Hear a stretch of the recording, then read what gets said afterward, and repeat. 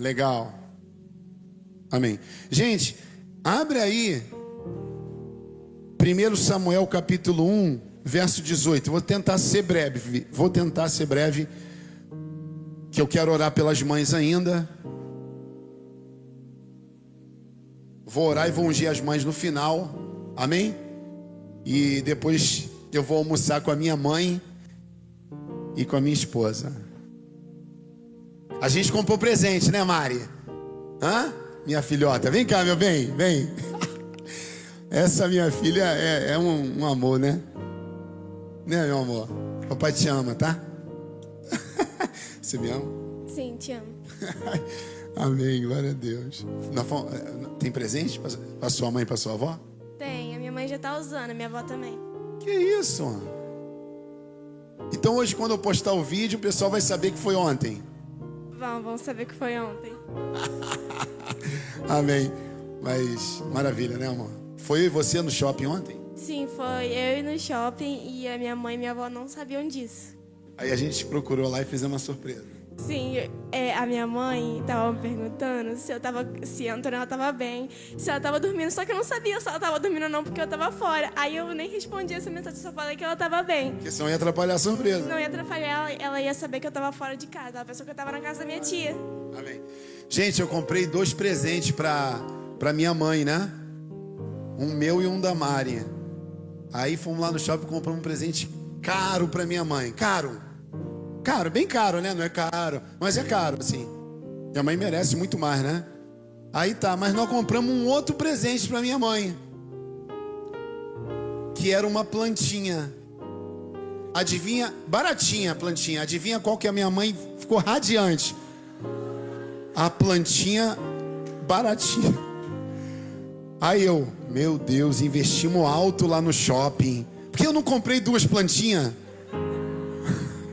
Mas valeu, minha mãe merece. Te amo, tá, meu amor?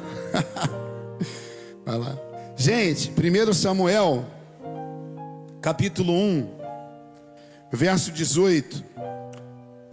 Diz assim: espero que a tua serva encontre favor aos teus olhos.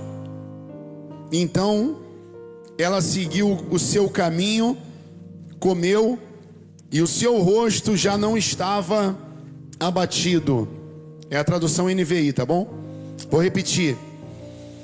1 Samuel capítulo 1, verso 18. Ela disse, ela quem, pastor? A Ana. Ela disse: espero que a tua serva encontre favor aos teus olhos. Então ela seguiu o seu caminho, comeu, e o seu rosto já não estava abatido. Amém? Então você sabe que essa história é conhecida, mas hoje é o dia das mães, eu falei, vou falar sobre isso. Mas a gente sempre aprende mais alguma coisa. Você sabe que Ana tinha uma competidora, que era uma mulher que tinha muitos filhos, e Ana era estéril e não podia ter filhos. E ela vivia aquela situação todos os dias, de ver alguém com filhos e ela sem filhos. Era o que era o desafio dela. Hoje a gente está numa era moderna que às vezes a mulher não quer nem ter filho. Mas naquela época uma mulher que não tivesse filho, ela não era muito considerada pela sociedade. Uma mulher que servia de fato, né? Que tinha um valor, vamos dizer, era uma mulher que tivesse filhos e muitos filhos. Então Ana sofria aquelas humilhações daquela outra mulher. Eu não sei o que é que você tem vivido ou você tem sofrido. Talvez isso serve para os homens e para as mulheres aqui, para as mães e para quem não é mãe ainda. E eu não sei quem é lá na tua casa, lá na tua família, lá na tua história. Eu não sei quem é que o diabo tem usado para tirar a tua paz, né? Para te humilhar, para te fazer parar muitas vezes e até desanimar. Quem sabe você veio hoje aqui como a última porta, como um último momento, não sei. Mas eu quero dizer para você, desde o início, Deus está falando aqui que nós somos os ministros dele, né? Que ele nos escolheu e nós estamos cantando para ele: eis-me aqui, Senhor. Nós estamos aqui para te adorar, para te buscar, para te bendizer, para fazer a tua obra. Mas no meio desse caminho vem as adversidades. No meio do caminho da Ana tinha uma perturbação na cabeça dela. E fala a verdade, gente, tem hora que é uma perturbação atrás da outra, é ou não é? Tem hora que é um problema atrás do outro. Acaba um problema, você pensa assim: caramba, graças a Deus, emenda em outro, né? Acaba outro problema, você, graças a Deus, agora aí emenda em outro problema. E adversidade, e situações, e um desemprego, e talvez uma doença, uma dor. Alguém do passado aparece, alguém joga na cara, alguém quer te expulsar de casa, né? Falta talvez um pouco de dinheiro, as situações vão acontecendo, às vezes entre o casal, às vezes com o filho, com o pai, com a mãe, e as situações vêm se levantando. Mas eu sei que depois dessas situações, se a gente permanecer firme, como foi dito aqui, através da Yankee e do Jackson, o Senhor vai nos abençoar. Então Ana, ela era a esposa de um homem muito rico, né? O Eucana. E dá para perceber, ele fazia ofertas para Deus, e a Bíblia diz que ele levava uma porção para a mulher, né? Para Penina, mas ele levava uma porção ainda maior de oferta a Deus pela vida de Ana. Mas a Ana nunca recebia o que ela pretendia receber, apesar da oferta que o marido ofertava para ela, a Deus, fosse uma oferta bem maior, né? Então, trazendo para os dias de hoje, se para uma ele fazia uma oferta lá de R$1.000, para Ana ele fazia uma oferta, sei lá, de R$20.000. Mas não adiantava, a questão dela não era mudada. E eu sempre que eu leio essa palavra, sempre que eu prego ministro essa palavra, eu penso que tem coisas, tem situações que a oração do outro vai servir para a gente. A nossa oração vai servir para alguém. Mas tem situações que é a gente que tem que buscar, é a gente que tem que crer, é a gente que tem que ofertar, é a gente que tem que manifestar uma fé. Muitas vezes é algo pessoal. Ah, pastor, mas uma vez o senhor orou e eu fui curado. Uma vez o senhor orou e a porta se abriu, o senhor ungiu a minha vida e eu fui abençoado. O senhor agiu e a porta se abriu e tal, aquela coisa toda, né? Mas tem situações que Deus permite acontecer. Ele faz até com que aconteça. Ele permite o diabo se levantar. Para quê, pastor? Para ver se aquece a nossa fé e a gente se move para algum caminho, para algum lugar. Muitos aqui estão de boas aqui, como diz o outro. Vem cultar a Deus, vem buscar a Deus, está sem problema, está numa etapa boa da vida. Mas muitos aqui, meu irmão, já não sabem nem o que fazer.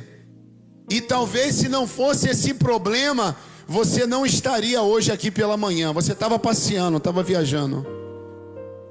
Tem gente que muitas vezes, eu costumo dizer aqui, está desempregado, arruma um emprego, some da igreja. Às vezes uma promoção no trabalho atrapalha o relacionamento da pessoa com Deus. São muitas coisas. Às vezes a pessoa está solteira e está pedindo a Deus ali, né, uma pessoa e tal. Quando a pessoa aparece, ela some da igreja e por aí vai. Muitas vezes Deus permite alguns apertos nessa vida, porque é como se fosse uma prensa de óleo, que ela prensa a azeitona ali, né, até sair aquele óleo. É ou não é? O Getsemane de cada dia nosso. Você sabe que quando Jesus vai lá, poucas horas antes de ir para a cruz, que ele vai no Getsemane orar, que ele chama lá, eu sempre falo desse texto que eu acho demais, e chama os mais chegados para orar e eles acabam dormindo. É no Getsêmani. E lá é um lugar de aperto. Porque Getsêmani quer dizer prensa de óleo. É onde a azeitona é prensada. É onde um processo é feito. E eu não estou aqui dizendo que você tem que ser prensado como uma cana ou um bagaço de cana. Mas muitas vezes Deus vai permitir a gente ser prensado em muitos momentos. Para quê? Para que saia um bom caldo, né? Um caldo. Não sei se é verdade, mas aquele camarada do caldo de cana, ele diz que aquele que a dobra quase não passa na moenda é onde vai sair o caldinho melhor. É o meu Jesus. Aí tu ouve o camarada falando isso lá. Até na hora de eu tomar um caldo de cana com pastel, eu sou pressionado. Mas a vida é feita de pressões, é ou não é? Afinal de contas, a vida não é um arco-íris, não é um conto de fada, não é um passeio em Orlando, nem na Disney, e nem no parque de Realengo, né? Bela comparação a minha. A vida é dura. E como diz o Rocky Balboa naquele filme, né? Não é o tanto que você bate, mas sim o tanto que você apanha e permanece. Foi o que o Jackson Ianca falou aqui. É em meio às dificuldades, em meio às peninas da vida, a gente continuar. É no dia mais difícil que Deus se apresenta a gente. É no dia do sacrifício que a provisão vem. É no dia que a gente vai ofertar a Deus o nosso único filho, assim como Abraão. Mas na certeza que Deus vai fazer alguma coisa, mas a gente não sabe nem o que é. Mas eu creio que alguma coisa Ele vai fazer. Foi como o velho Abraão levando o filho dele, Isaac, o filho da promessa, naquela direção. No meio do caminho o texto não diz o que ele pensou, mas eu posso imaginar como um pai, no meio do caminho ele dizendo: Deus, é o filho que o Senhor tinha me prometido. Mas se o Senhor falou que é para eu sacrificar ele, eu estou indo. Eu não sei o que ele argumentou com Deus, mas no meio do caminho ele estava dizendo assim: o Senhor vai prover, eu não sei o que o Senhor vai fazer. Mas se o Senhor está me pedindo e está testando a minha fé para ver onde está o meu amor.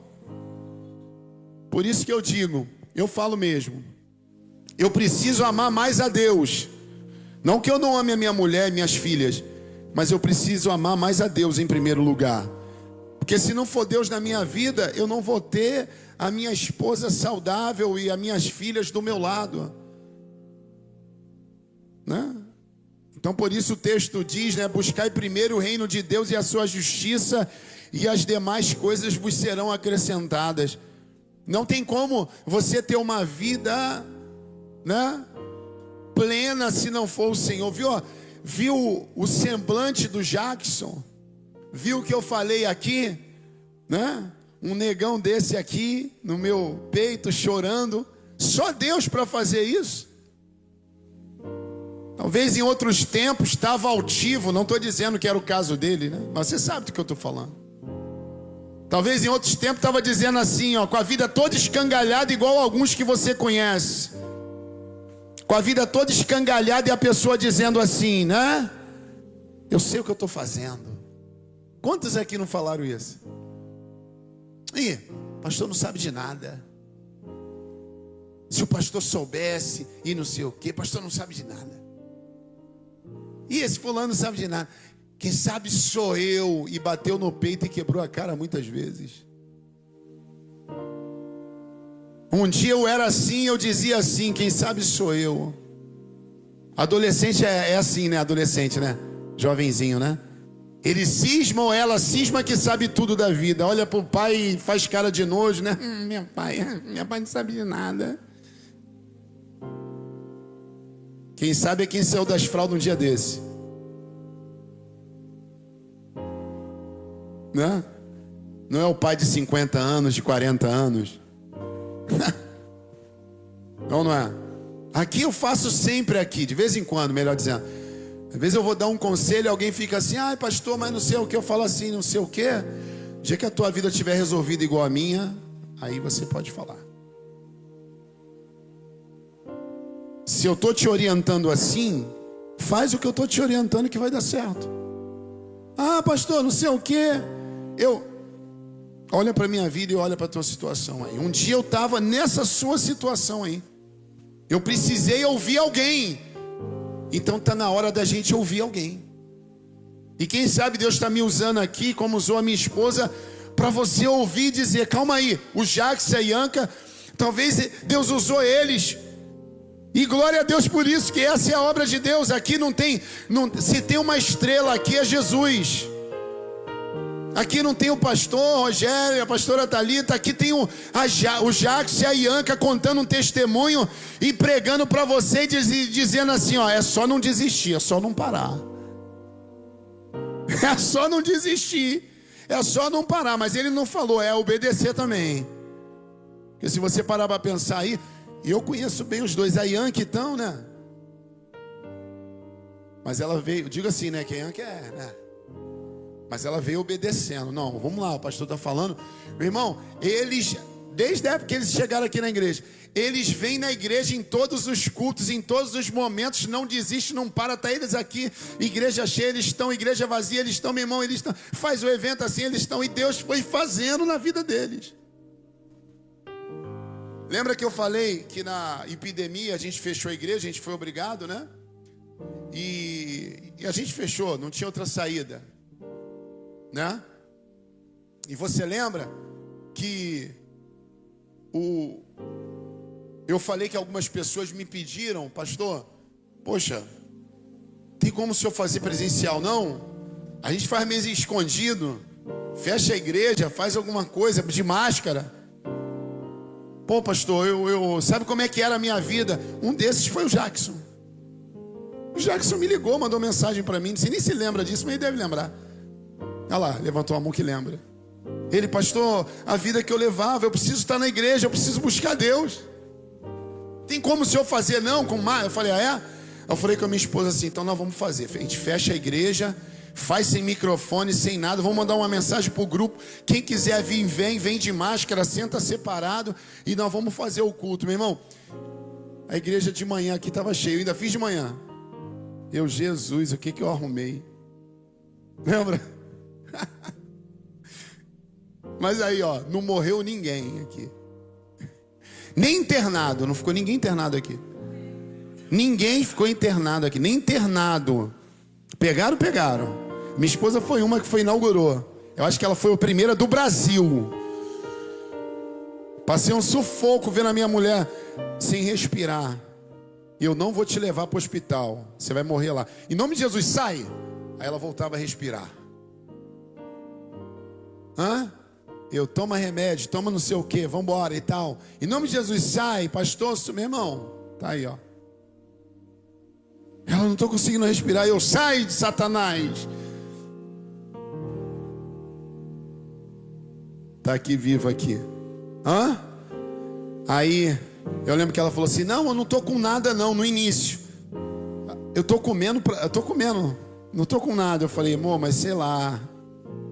Depois ela foi ficando sem fome. E eu falei assim: meu Deus. Até que ela não comia nada, deitada na cama. As poucas vezes que acordava, não conseguia respirar direito. E eu saí e dando remédio, né, que receitou na época, dando remédio e tal. Aí, sei lá, no 7º dia mais ou menos, ela voltou, começou a ter fome. Eu falei: minha mulher tá de volta. Compra comida, traz pra mim. Minha mulher tá de volta, ela quer comer. Não que ela coma muito não, tá, gente? Mas que alegria de ver minha mulher pedindo comida. Agora eu falo: amor, calma. Amém. Mas é assim que Deus faz, amém? Deus cuida dos seus, amém? Ele está cuidando de você. Não sei se você perdeu alguém lá no Covid, sinto muito, que Deus te dê força aí, porque não é fácil perder alguém.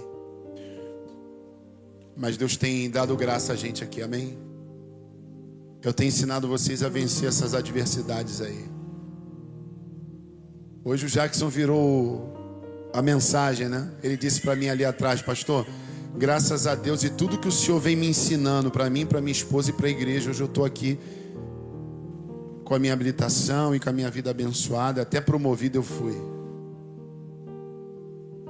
Entende? Eu não sei qual é a sua penina, mas tem hora que é preciso ter uma penina na vida da gente. Tem hora que é preciso ter, sei lá, um vizinho perturbador. Eu já sofri muito com um vizinho perturbador. Às vezes tem alguém na família que se levanta, uma traição, alguma coisa. A Ana, a Bíblia diz que um belo dia ela se levanta e vai adorar o Senhor, vai buscar o Senhor. Ela vai no templo e sempre quem ia era o marido, mas um dia eu vou lá. Então o que Deus está falando para as mães aqui, e para os homens, e para as mulheres, e quem está em casa? Está na hora de você se levantar e dizer assim para si mesmo, para Deus e para o mundo espiritual: eu vou. E nessa jornada o Senhor vai ser comigo. E o Senhor vai me abençoar. E Ele vai abrir as portas para mim. E o filho que eu não posso ter, Ele vai me entregar. E quando eu digo filho aqui, pode ser literalmente ou pode ser outra coisa. Porque filho representa fruto, né? Alguma coisa nesse sentido, de uma árvore frutífera. Quem sabe você tem sido uma árvore que não tem dado muitos frutos, não tem prosperado. Mas quem sabe também você não se manifestou assim para Deus de fato e dizer: Senhor, eis-me aqui, como a gente cantou aqui no início. Porque servir a Deus por conveniência, ou para vir na igreja assim dizer: ó, estou marcando ponto, não adianta.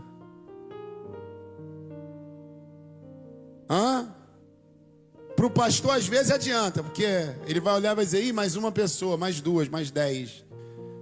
Mas Deus conhece o coração de todo mundo. Porque pastor quer ver as pessoas chegando na igreja, né?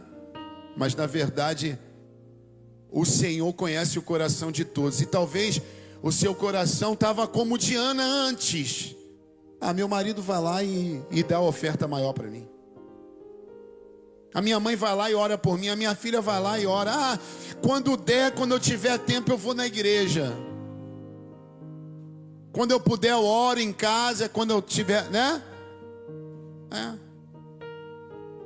Falei com a minha esposa assim: no dia que eu estava indo para comprar o local novo, ou alugar, né? Eu fiz jejum 2, 3 dias seguidos. E quando eu estava fazendo o jejum, Deus falou comigo: eu quero ver esse jejum depois que passar isso. Falou comigo: eu quero ver esse jejum depois que passar isso. Você está me entendendo? Porque quando é de um interesse, a gente faz jejum, a gente sobe monte, ou não é? Eu tinha uma causa na justiça aí, indevida. Meu irmão, eu subi monte, eu fiz jejum para eu não perder a causa. Aí Deus: quero ver esse jejum fora desse tempo. Eu quero ver essa oração fora desse tempo. Teve dia da minha esposa virar e falar: caramba, tá orando de madrugada. Eu falei: acusador, hein? Porque quando a gente está apertado, é ou não é? Quando tem um problema, quando tem a dificuldade, é ou não é? Quando a gente vai buscar. Por isso que a penina tem que aparecer. E olha que demorou para Ana acordar. Quem sabe tem alguém aqui, ó, que está demorando para você acordar. Você já teve umas 300 peninas para perturbar a tua vida. Quer dizer, uns 300 problemas. E Deus dizendo para você: vem me buscar, vai para a igreja, vai para o GC, vai orar, vai jejuar. Mais uma penina para você. Toma mais uma penina aí para você. E você está dormindo aí, Deus está mandando mais uma penina. A penina é a perturbação dessa vida. E Ana estava tranquila, marido rico, fazendeiro, o Eucana, tá de boa, deixa eu ir para o shopping, deixa eu ir curtir. Ela está me perturbando, mas eu estou vivendo. Não é assim que a gente pensa? Mas aí a Ana, um dia ela se levanta e vai até lá orar. E eu penso que Deus olha para ela e diz assim: agora sim, agora está na hora. Porque há um tempo determinado para todas as coisas. E como a Bíblia diz que nós somos cooperadores com Cristo, nós fazemos a nossa parte, Ele faz a dele. Então Deus quer que nós cooperemos com Ele, na nossa fé, na nossa caminhada. E quando fala cooperar, não é só evangelizar, que é maravilhoso, convidar para a igreja, orar por uma pessoa, abençoar uma pessoa, não é só nesse sentido. Mas é cooperar mesmo para a própria vida. Porque tem gente que não coopera para nada, para ter a vida abençoada e mudada e transformada. Não coopera para nada. É tipo assim: Deus, o dia que o Senhor quiser, a hora que o Senhor quiser, há um tempo determinado, e vai usando os versículos, talvez, né? Esse é o descrente mais crente. Usa versículo para ficar no berço esplêndido ali,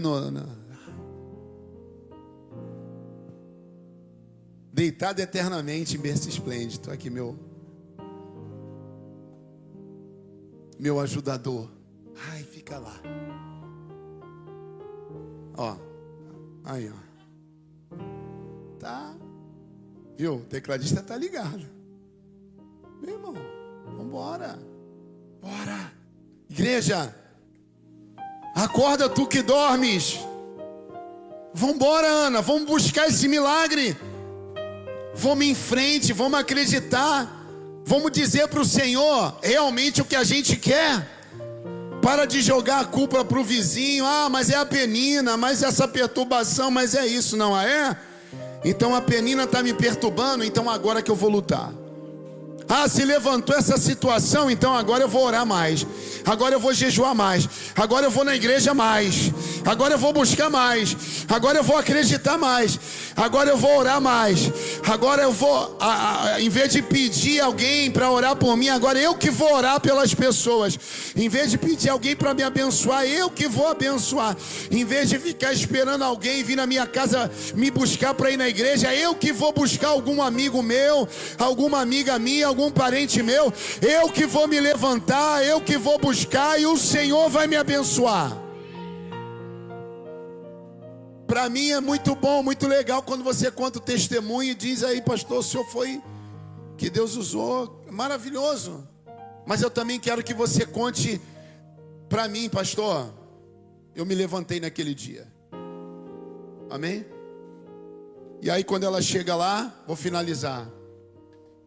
Ela vai orar e o homem de Deus que estava lá, o sacerdote, vê ela orando e diz assim: você se embebedou?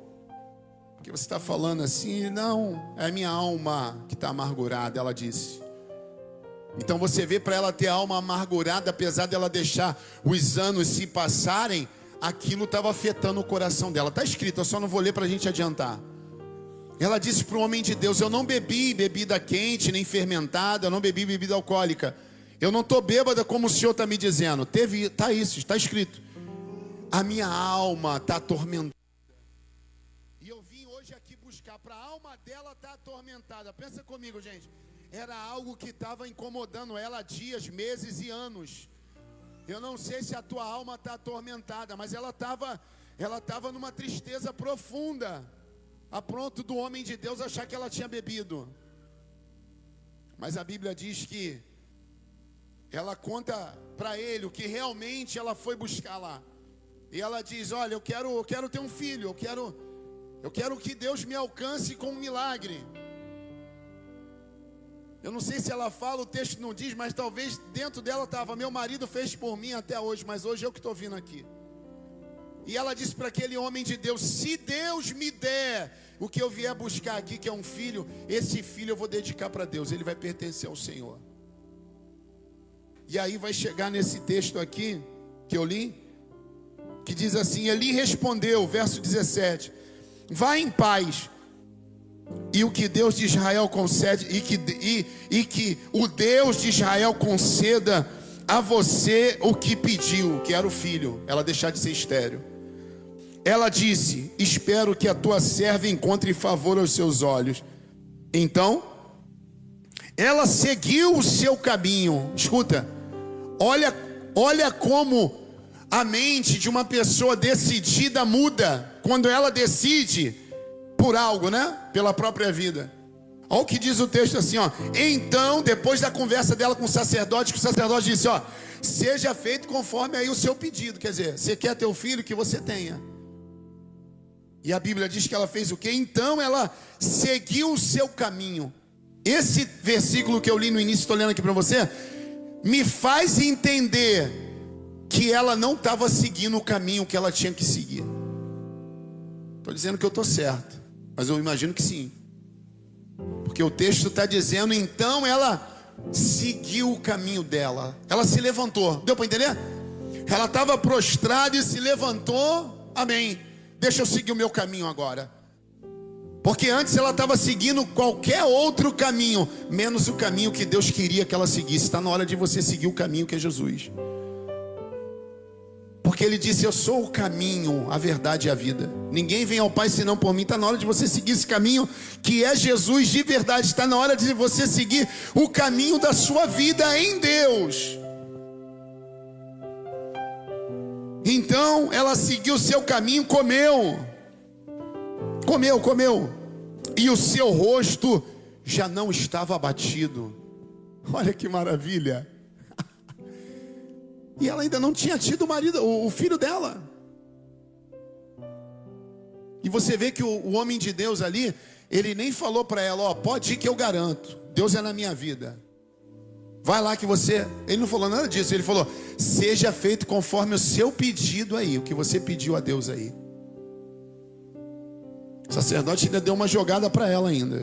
O que você pediu, seja feito conforme a tua fé aí, o jeito que você falou aí.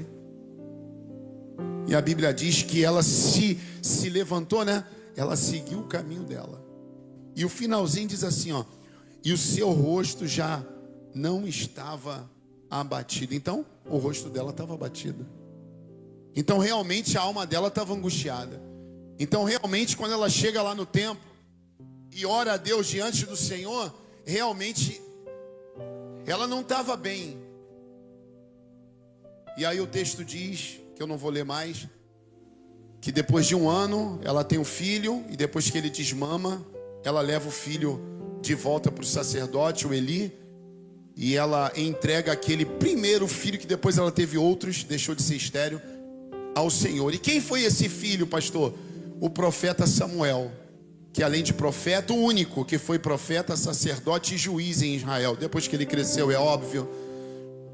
Os filhos de Penina, ninguém ouviu dizer, não fala na Bíblia que fim levou, para onde foi, mas o filho da Ana, estéril, que era humilhado, se tornou um filho que fez a diferença, né? Se você perseverar naquilo que eu tenho te ensinado aqui, que o Senhor tem te ensinado, se você seguir o seu caminho em Deus, se você se levantar, não com o rosto abatido, mas crendo, escuta, Deus vai te dar o filho que vai fazer a diferença. Quer dizer, o resultado que vai fazer a diferença. Deus é assim que Ele faz. Agora, como foi dito aqui nesse altar, meu irmão, só não pode parar, tem que se levantar, amém? Quem está me entendendo aí, diga amém. Fica de pé, e eu quero orar por você.